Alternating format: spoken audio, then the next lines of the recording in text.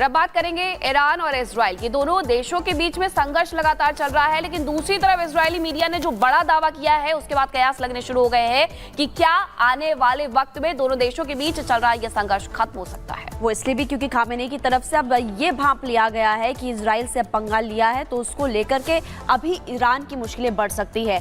क्या कुछ अपडेट है, आप देखिए इस रिपोर्ट को।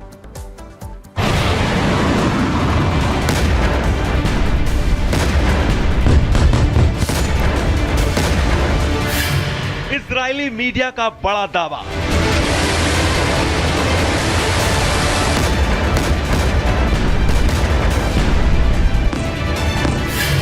ईरान कर रहा बड़ा इशारा। हमला करना लेकिन हल्का। संघर्ष खत्म करने का बस यही तरीका। जिस तरह के कयास लगाए जा रहे हैं कि इजराइल कभी भी ईरान पर बहुत बड़ा पलटवार कर सकता है। ईरान की न्यूक्लियर साइट, ईरान की ऑयल रिफाइनरी या फिर ईरान का कोई बड़ा नेता इजराइल के टारगेट पर आ सकता है। इजराइल ने ईरान पर जवाबी अटैक का सॉलिड ब्लूप्रिंट तैयार कर लिया है। टाइम और जगह भी तय कर ली गई है। इजराइल ने यह भी तय कर लिया है कि किस हथियार से ईरान को पूरी तरह से हिलाना है, कैसे ईरान को खून के आंसू रुलाने हैं। इजराइल 1 अक्टूबर को हुए ईरानी हमले का जवाब देने के लिए पूरी तरह तैयार बैठा है। ईरान की 181 फतह 2 बैलिस्टिक मिसाइल के बदले इजराइल ने ईरान की तरफ अपनी खतरनाक जेरिको 3 बैलिस्टिक मिसाइल का मुंह मोड़ दिया है। बस इंतजार है तबाही के बटन के दबने का। जब पता चल जाएगा ईरान ने अपना पहला हमला कब, कहां और किस पर किया है। लेकिन इजराइल के इस जवाबी हमले से पहले क्या ईरान डर गया है? क्योंकि ईरान पर काउंटर अटैक से पहले इजरायली मीडिया ने एक बहुत बड़ा दावा किया है। ईरान को लेकर इजरायली मीडिया ने दावा किया है कि ईरान ने इजराइल को इशारा दिया है। हमले पर सीमित प्रतिक्रिया से संघर्ष का दौर खत्म हो सकता है। जैसा कि पिछली दफे हुआ था, इन दोनों देशों ने अटैक किया था। ईरान ने कई 100 मिसाइल के साथ किया था, मगर मैसेजिंग थी जिससे कोई ज़्यादा क्षति इजराइल को नहीं पहुंची थी।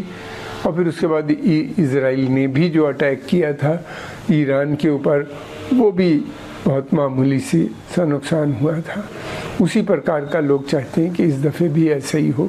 जो अक्टूबर 1 का पे जो ईरान ने अटैक किया था उसका भी बदला ऐसे ही। इजरायली मीडिया के दावे के मुताबिक ईरान कह रहा है कि इजराइल उसके हमले का जवाब हल्के में देगा तो ईरान और इजराइल के बीच जो टेंशन है वो खत्म हो सकती है। अब सवाल ये कि क्या ईरान इजराइल के जवाबी हमले की तैयारी भांप चुका है? क्या ईरान जानता है कि अगर इजराइल ने हमला किया तो फिर उसका असर कितना भयानक होगा? क्या ईरान समझ चुका है कि इजराइल बदले की आग में झुलस रहा है, वो हमला छोटा मोटा नहीं करेगा? या फिर ईरान इस संकेत के जरिए बता रहा है कि वो अपने कदम पीछे खींच रहा है? ईरान इजराइल के अटैक से क्या डरकर भागने की कोशिश कर रहा है? ईरान का डरना लाजमी भी है, क्योंकि हमास और हिजबुल्लाह का जो हाल इजराइल ने किया है उसे देखकर कोई भी इजराइल के सटीक और घातक हमले की कल्पना कर सकता है।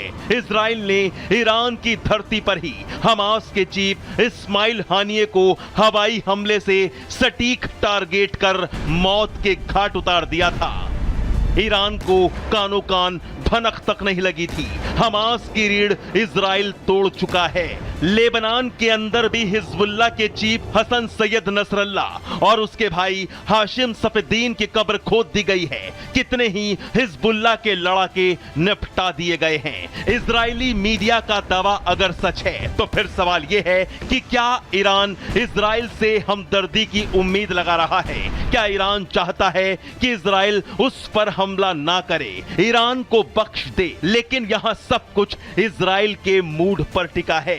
क्योंकि जिस तरह से हिजबुल्लाह और हमास बार-बार इजराइल पर हमले कर रहे हैं, उससे इजराइल भड़का है और वो जानता है कि इस आतंक की जड़ ईरान ही है। Bureau report, Republic Bharat. और चलिए जाग उठा भारत की शुरुआत करते हैं और सबसे पहले आपको खबर बताएंगे भारत और कनाडा के बीच जो तनाव है उससे जुड़े हुए आप बखूबी जानते हैं। आज जैसे कि आपको हेडलाइंस के जरिए ने बताया भी कि भारत की तरफ से 6 डिप्लोमेट्स जो है वो निकाले गए कनाडा के और कहा है कि आप जल्दी से जल्दी भारत छोड़ दीजिए, 19 अक्टूबर तक उनको भारत छोड़ना होगा। लेकिन दूसरी तरफ अगर बात करें कनाडा की तरफ से ऐसा ही कुछ फैसला किया गया और इसी बढ़ते तनाव के बीच जस्टिन ट्रूडो का बयान भी सामने आया। आपको बता दें हम भारत की संप्रभुता का सम्मान करते हैं, कह रहे हैं उम्मीद करते हैं कि भारत भी हमारा सम्मान करे। और देर रात जस्टिन ट्रूडो ने मीडिया से बात की थी और जांच में भारत से सहयोग नहीं मिला, ये भी कहा। निज्जर की हत्या को लेकर के विवाद काफी ज्यादा बढ़ गया था, आरोप लगाया था भारत पर और इधर भारत की तरफ से भी यही कहा गया था कि जस्टिन ट्रूडो किस तरह से या किस तरह से आरोप लगा रहे हैं वो बिल्कुल गलत है। और अब देखिए इस बढ़ते तनाव को लेकर के जो फैसला किया गया है वो भी आपको बता रहे हैं। उधर दूसरी तरफ इसी बढ़ते तनाव के बाद जस्टिन ट्रूडो का बयान भी सामने आया।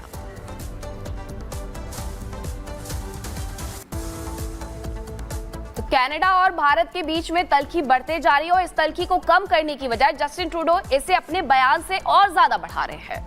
बिल्कुल देखिए जस्टिन ट्रूडो की तरफ से बयान दिया गया है कि हम भारत का सम्मान करते तो वो भी सम्मान करें। और क्या कुछ तनाव था, क्या पूरा मामला था और अब किसकी तरफ से क्या फैसला किया गया है, आप उस रिपोर्ट के जरिए बताते हैं।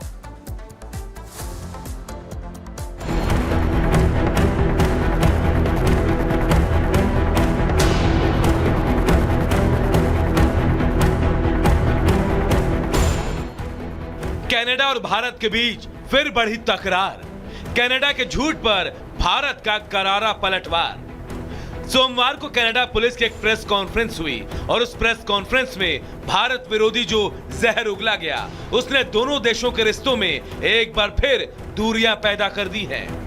क्योंकि इस प्रेस कॉन्फ्रेंस के ठीक बाद जब भारत ने इन आरोपों को सिरे से खारिज कर दिया तो कनाडा बौखला गया। सबसे पहले हम आपको रॉयल कैनेडियन माउंटेड पुलिस का वो बयान सुनाते हैं जिस पर विवाद शुरू हुआ। Investigations have revealed that Indian diplomats and consular officials based in Canada leveraged their official position to engage in clandestine activities such as collecting information for the government of India, either directly or through their agents, and other individuals who acted voluntarily or through coercion. Evidence also shows that a wide variety of entities in Canada and abroad have been used by agents of the government of India to collect information. Some of these individuals and businesses were coerced and threatened into working with the government of India. The information collected by the government of India is then used to target members of the South Asian community. Threats or impact. Canada police ठीक वही बात दोहरा रही है जो कुछ समय पहले वहां के प्रधानमंत्री ट्रूडो करते थे। अगर आप इन दोनों के बयानों को सुनेंगे तो शायद ही आपको पता चलेगा। कुछ महीनों पहले ट्रूडो भी यही मंत्र जपते आ रहे थे, लेकिन इस बार भारत ने कनाडा के बयान के सिर्फ आलोचना ही नहीं की बल्कि भारत ने कड़े शब्दों में कनाडा को फटकार लगाई। भारत ने कनाडा के उच्चायुक्त को तलब किया। इसके बाद भारत ने कनाडा सरकार के आरोपों के खिलाफ कड़ा कदम उठाते हुए उच्चायुक्त समेत 6 राजनयिकों को निष्कासित कर दिया। निष्कासित राजनयिकों को 19 अक्टूबर तक भारत छोड़ने के निर्देश दे दिए गए हैं। भारत ने कनाडा से सभी 6 राजनयिकों को वापस बुला लिया है। इन अधिकारियों को कनाडा से निष्कासन का नोटिस मिल चुका है। अब भारत से चौतरफा आलोचना का शिकार हुए प्रधानमंत्री ट्रूडो को अपने देश के विपक्ष का भी कोपभाजन बनना पड़ रहा है। कनाडा के विपक्ष ने ट्रूडो सरकार की कार्यशैली पर सवाल उठाते हुए उसे पूरी तरह से विफल बताया। 9 साल उदार सरकार हमारे लोगों को सुरक्षित रखने या राष्ट्रीय सुरक्षा और विदेशी हस्तक्षेप को गंभीरता से लेने में विफल रही। इस वजह से कनाडा इन गतिविधियों के लिए खेल का मैदान बन गया है। कनाडा के इस हवाई दावे की चर्चा दोबारा सोमवार को उठी और बात इतनी बढ़ी कि दोनों देशों को अपने राजनयिकों को वापस बुलाना पड़ा। बीते साल पीएम जस्टिन ट्रूडो ने भारत पर बिना सबूत के निज्जर की हत्या को लेकर कई आरोप लगाए थे। ट्रूडो ने दावा किया था कि भारत ने ही निज्जर को मरवाया है। ट्रूडो के इस झूठ का पर्दाफाश तो बहुत पहले ही हो चुका था।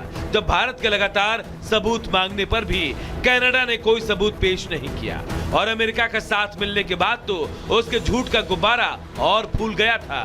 लेकिन जब सबूतों की बात आई तो इस गुब्बारे की हवा निकलते देर नहीं लगी। Bureau report, Republic Bharat. Canada सरकार हर बार बेनकाब होती है कि किस तरीके से वो खालिस्तानियों के साथ खड़ी हुई है। अब आपको बताते हैं कि इस पूरे मुद्दे पर जब जस्टिन ट्रूडो का बयान सामने आया है तो भारत ने किसे किसे निष्कासित कर दिया है। जो उच्चायुक्त थे स्टीवर्ट रॉस व्हीलर, उन्हें निष्कासित कर दिया गया है। इसी के साथ डेप्यूटी उच्चायुक्त है पैट्रिक हेबर्ट, इन्हें भी कहा गया कि 19 अक्टूबर तक आप भारत छोड़ दीजिए। First secretary Mary Catherine Jolly, इन्हें भी निष्कासित किया गया है। ये 6 नाम है, इनकी लिस्ट क्या क्या है वो समझिए। फर्स्ट सेक्रेटरी है एडम जेम्स, इन्हें भी 19 तारीख तक भारत छोड़ने के लिए कह दिया गया है। उसी के साथ पाउल और जुएला, ये वो नाम हैं जिनसे कहा गया है कि आप 19 तारीख तक भारत को अलविदा कह दें और निष्कासित कर दिया गया, क्योंकि जस्टिन ट्रूडो के द्वारा जो बयान दिया गया था उसे भारत किसी भी तरीके से स्वीकार नहीं कर सकता है। हर बार जो आरोप लगाए जाते हैं लेकिन सबूत कोई नहीं दिया जाता। इसी बीच एक और बड़ी खबर आपको बता देते हैं, जहां कैनेडियन पीएम जस्टिन ट्रूडो ने बात की है ब्रिटिश के प्रधानमंत्री से और इसी के साथ उन्होंने ब्रिटेन के प्रधानमंत्री से बातचीत के दौरान जो भारत के साथ तल्खी है, जो तनाव है, उसके बारे में भी उन्होंने चर्चा की है। कनाडा के पीएम जस्टिन ट्रूडो का ट्वीट भी सामने आया है। इस ट्वीट में हालांकि उन्होंने कहा है कि हम भारत की संप्रभुता का सम्मान करते हैं, लेकिन भारत भी हमारी संप्रभुता का ख्याल रखे। G20 में आपने देखा था कि किस तरीके से जस्टिन ट्रूडो आए थे, लेकिन जो तल्खी थी वो उसी तरीके से भी बरकरार नजर आ रही है, जिससे जस्टिन ट्रूडो का बयान बार बार और बढ़ा देता है।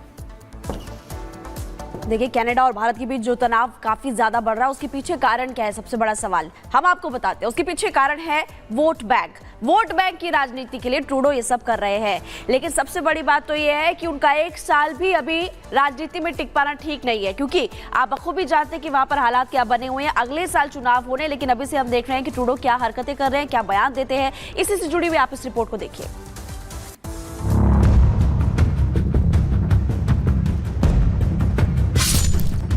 खालिस्तान समर्थकों के हमदर्द ट्रूडो,